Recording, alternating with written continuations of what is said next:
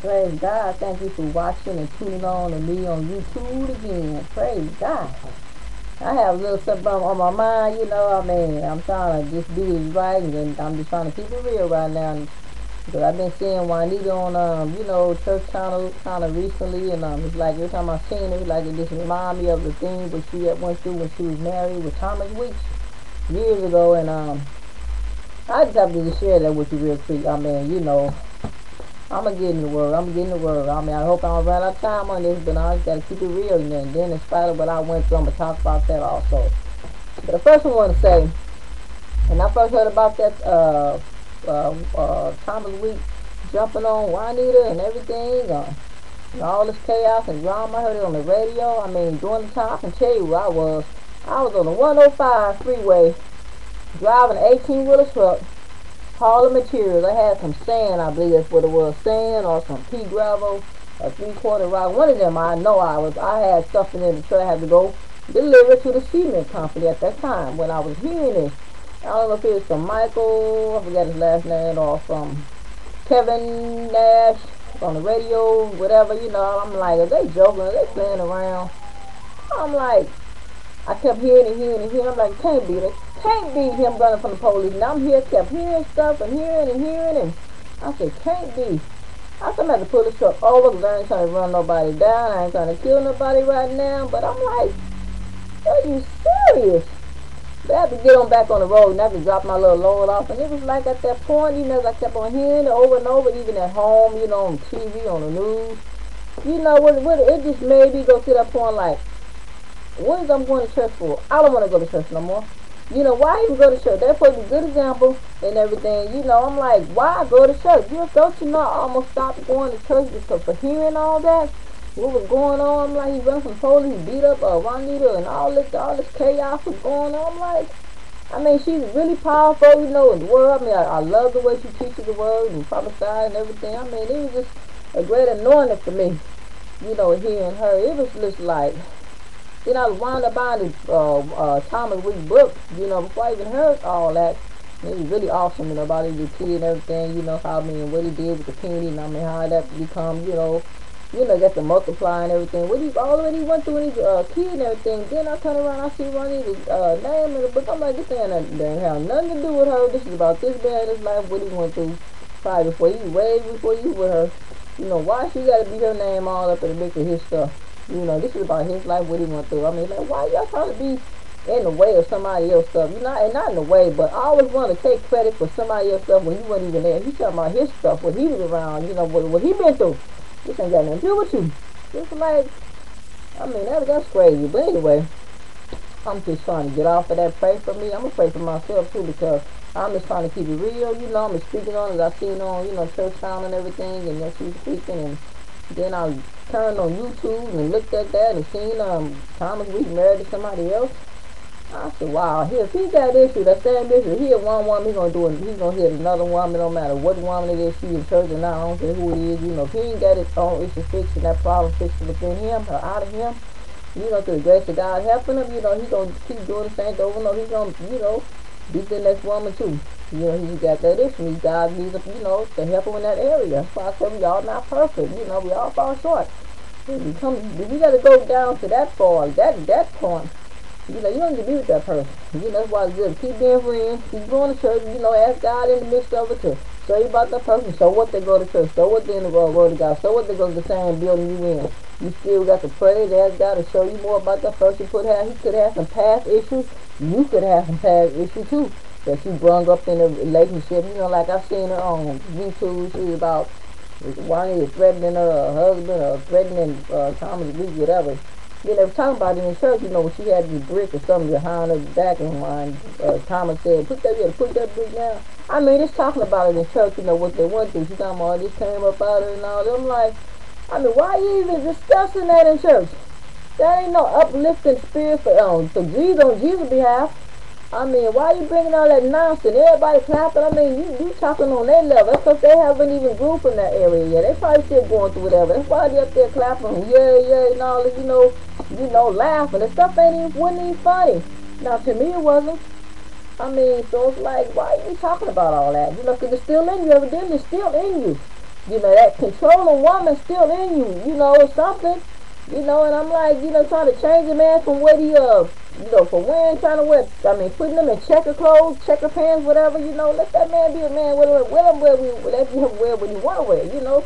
They even come in trying to change that man, tell him what to wear, checker pants, flood pants, pants all the way up, you know, past his ankle or whatever. I mean, you know, but nobody else don't want him. Come on now, that's not God, that's controlling. I mean, you have issues too.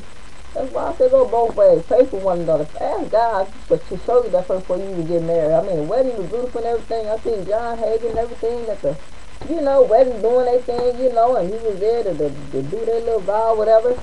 But I looked at him on, you know, from on TV. He looking like this can't be real. You know, this not gonna last. I mean, this was the special one. I'm looking at him like, I said something about John Hagen. He knows something ain't gonna be right with this marriage.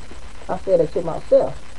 I'm like, this is a beautiful wedding, beautiful. Everything was just nice and beautiful, you know. And then she said something on there on the wedding, and I'm like, you know, sound like a gangster talk, you know, like that gangster whatever, like a project woman talk, you know. She said something, and I seen Tommy really looked at her like, you know, trying to play it off, but you know, it just, you know, praise God, you know. I just wanted to share that. Talk about that, you know, for a minute. I ain't trying to be stuck on that because, I mean, I'm going to tell you about how I felt. You know, I was about to quit. I don't want to go to church no more. I'm like, here, two people to be a good example. You know, any word of God, powerful and everything, you know, teachers, I mean, real good, you know, prophesy and everything. But, you know, you turn around, you know, you still got issues. That's why I always say nobody's not perfect. In church, not in church, whatever, on TV, trying to show off whatever, pretend like something, you know, it's all good and cool, and then you get home, everything is all twisted and messed up behind closed doors. You know, what's in a man to come out of man? You know, trying to control somebody. That's the worst thing you can do in a relationship, trying to control somebody. That's the worst thing you can do. So praise God. I want to tell you about my situation. Now, last year, I was with somebody, you know, supposed to be a man of God, ministry, outreach ministry, you know. Everything was going good, but at the same time, I'm still praying asking God to show him about this man, because he got some secrets, you know. He always tell me, I know enough. No, I don't know enough. We never know too much. There's something else I need to know. And you'll know in time. Okay, I'm going to know in time, because I'm going to go to my big guys that's going to tell me eventually before it's too late, before I get caught up. But we planning everything and getting married and planning on getting a house and everything, and God was got to start praying, and God just started revealing some stuff to me through computer. I'm like, through computer, I'm like, start typing, and I just seeing this lady for some reason. I don't know. I just asked him, do you know this lady? I said her name. He said, yeah. And I ain't even asked who it is. I just, your phone number popped up. I just called her. I said, do you know such and such and such? And she said, yeah, that's my husband. I said, what? She said, that's my husband. I've been married to him for 9 years. And I've been waiting on my divorce and everything, you know, and he still haven't got it for me. He told me he was going to do it, and I've been waiting. I said, I apologize, but I've been dating him. We've been kicking it. We've been, like, making plans, getting married and all this stuff, you know, look for a house. I mean, we've been planning. She said, it's okay. I mean, you know, it's not nothing there. I said, it may not be nothing there, but that's still your husband. You know, it's like, I ain't feeling right. I mean, he lied to me and told me he was divorced. He's supposed to give me the divorce. She ain't done so. Yeah, but you know what? You want to be. I told her, if you really want a divorce, I told her where to go. I told her to go downtown on 1st Street, right on Hill, Los Angeles, California. That's where I told her to go. Praise God. That's where I want to get my divorce. So I told her what, it didn't cost me nothing. I said, I've been married 14 years. I said, you really want a divorce, you go down there and file, and you know, and ask for a waiver. And you know, it won't charge you nothing. You sign all the paper and just show up when it's time to go to court. She said, yeah, really? I said, yeah, really. I said, because I'm done deal. Thank you, ma'am. Thank you very much. I do apologize, and I thank you, Jesus, for telling me to. And I said that, praise God. But anyway, that was what I went through. That's why I said I got to give it God. All thing did made me stronger, made me better. And hey, move on. God got something better and greater for me. You know, that's why I always keep God in the mix of it, you know, because they got lying devils, you know. He always want to pray. You know, we did pray together. He prayed some nights. I prayed, you know, some nights took turn and everything. But he always praying. I said, and hypocrites love to pray.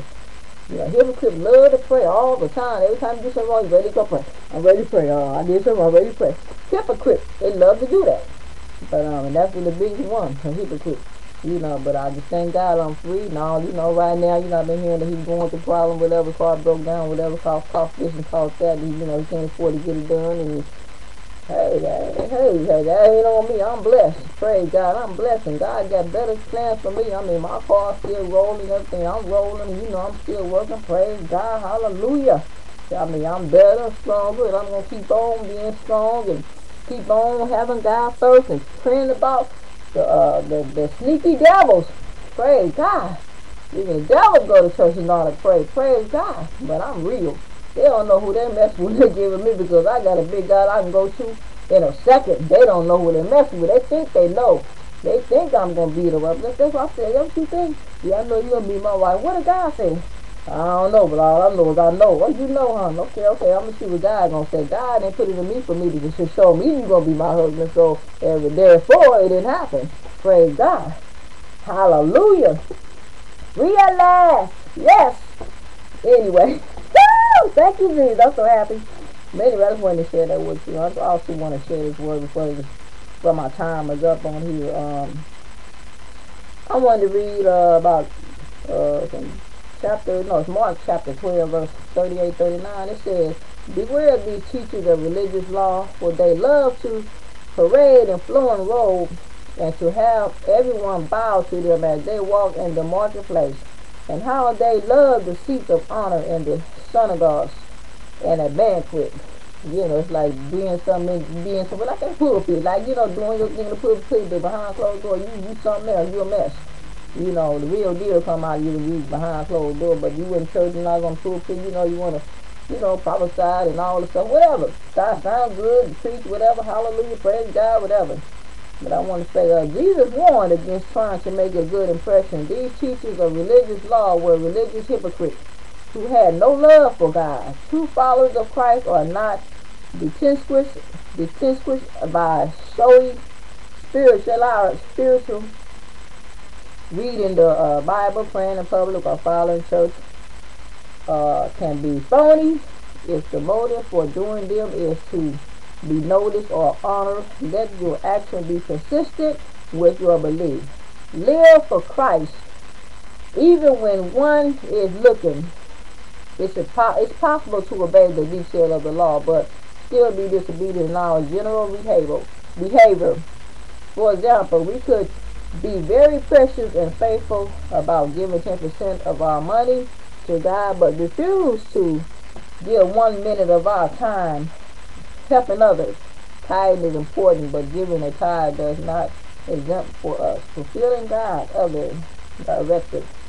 That's about, you know, also about giving tithe and everything. You know, here how terrified it will be for you teaching the religious law and your prophesied hypocrite. You are like whitewashed, tongue beautiful on the outside, but filled on the inside with dead people, bones, and all sort of impurity. You try to look like upright people outwardly, but inside your heart are filled with hypocrisy and lawlessness.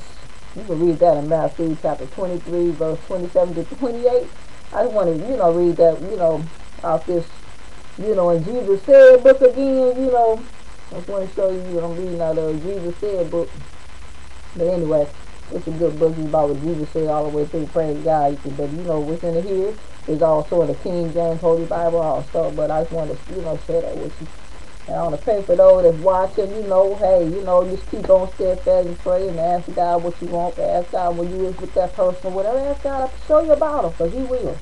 Show you about that person. He will do it. He will reveal it to you one way or another, through computer, phone them to somebody, I mean, through somebody. It's something. He will show you. Some things will pop up. I mean, it's like, wow. How did I get this on here? They can just start popping up on them. I'm like, I ain't gonna ask nothing. I'm gonna call and praise God. Thank you, Jesus. Free at last. I'm free at last. Free at last. I'm free. But hallelujah. Praise God anyhow. I'm gonna pray for those that's watching now before, I don't know how much time I have right now, but praise God.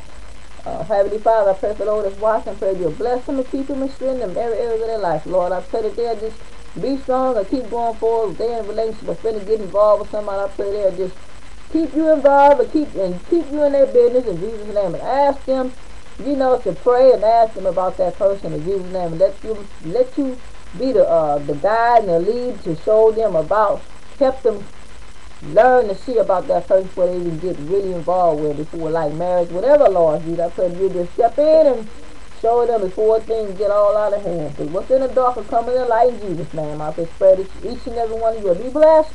Be careful, and live and learn, and we all fall short, we all make mistakes, nobody's perfect, but I just pray you just steadfast, get back up, get in the word of God.